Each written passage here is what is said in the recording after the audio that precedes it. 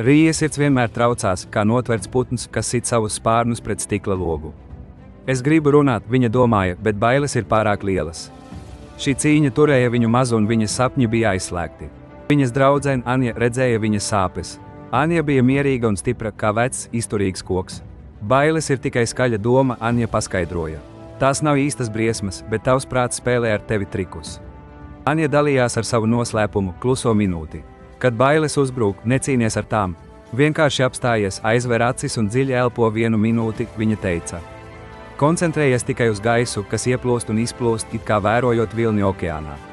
Šī vienkāršā darbība lauž baiļu burvestību. Rīja sāka savu praksi, mēģinot kluso minūti pirms lieliem brīžiem. Kad viņa sajuta satraukuma karstumu, viņa apstājās un elpoja, baudot svaigo gaisu. Skaļās baiļu domas drīz kļuva par čukstiem, pēc tam klusumu. Visbeidzot viņa sniedza savu prezentāciju, viņas balss bija skaidra un stipra. Viņas krūtis nejūtās smagas, viņa jutās viegla, kā karsta gaisa balons, kas ceļas augšup. Viņa iemācījās, ka drosme nav baiļu trūkums, bet elpošana tieši to vidū. Spēcīgā mācība ir šāda, tu nevari likvidēt bailes, bet tu vari mainīt savas attiecības ar tām. Tava elpa ir tavs enkurs. Izmanto kluso minūti, lai atgūtu sava prāta spēku šodien.